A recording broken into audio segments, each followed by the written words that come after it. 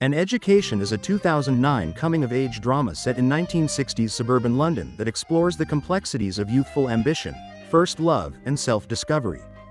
Directed by Lone Scherfig and based on Lynn Barber's memoir, the film stars Carey Mulligan as Jenny Mellor, a bright, precocious 16-year-old student with dreams of attending Oxford University.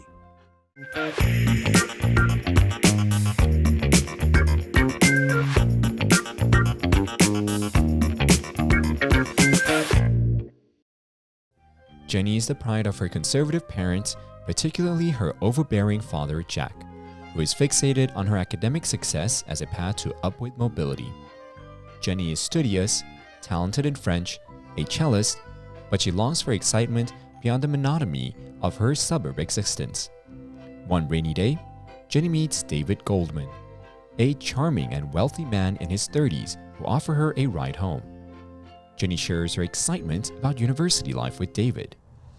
If I get to university, I'm going to read what I want and listen to what I want, and I'm going to look at paintings and watch French films, and I'm going to talk to people who know lots about lots. Good for you. Yes. Which university? Oxford, if I'm lucky. Did you go anywhere? I study what I believe they call the University of Life. I didn't get a very good degree there. David is sophisticated and worldly, and he quickly becomes an intoxicating escape from her routine life. He begins courting Jenny, showering her with gifts and introducing her to a glamorous world of art, fine dining, and high society. David's friends, Danny and Helen, add to the allure of his lifestyle, treating Jenny as an equal and making her feel mature and special. At an auction, they let Jenny do their bidding. 200 guineas. 220. Another one, madam.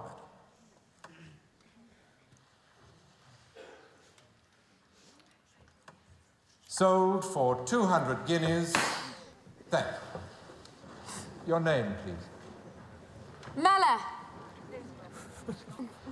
Then we move on to lot 42. Thank you very much. I couldn't possibly have bought it without you. David's charm extends to Jenny's parents, who, despite initial reservations, are seduced by his charisma and wealth. Jack, particularly, is persuaded to relax his strict rules, allowing Jenny to spend more time with David, even accompanying him on a romantic weekend in Paris for her 17th birthday. During this trip, Jenny feels like she's living the life of a cultured adult, indulging in art, love, and freedom. She loses her virginity to David that trip. It wasn't too uncomfortable. Not after the first bit.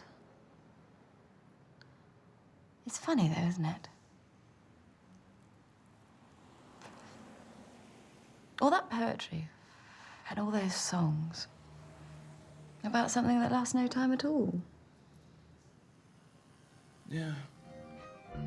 However, as Jenny becomes more entangled with David, cracks in his facade begin to show. She discovers that David's luxurious lifestyle is built on morally dubious schemes, including conning elderly homeowners into selling their property. Even more troubling, Jenny learns that David is already married, a revelation that shatters her idealized image of him and forces her to confront the choices she has made. I have nothing. I didn't take my exams. I left school. Where's it all gone now? I can get a divorce. Everything will turn out for the best. The fallout from her relationship with David leaves Jenny heartbroken and humiliated. Having jeopardized her academic future by neglecting her studies and losing the respects of her teacher, she must rebuild her life. When Jenny is then refused re-administration to her old school, she goes to her teacher, who's always been truthful and supportive of her. You sound very old and wise. I feel old, but not very wise.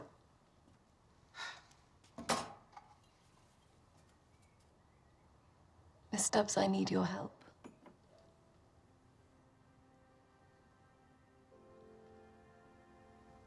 I I was so hoping that's what you were going to say.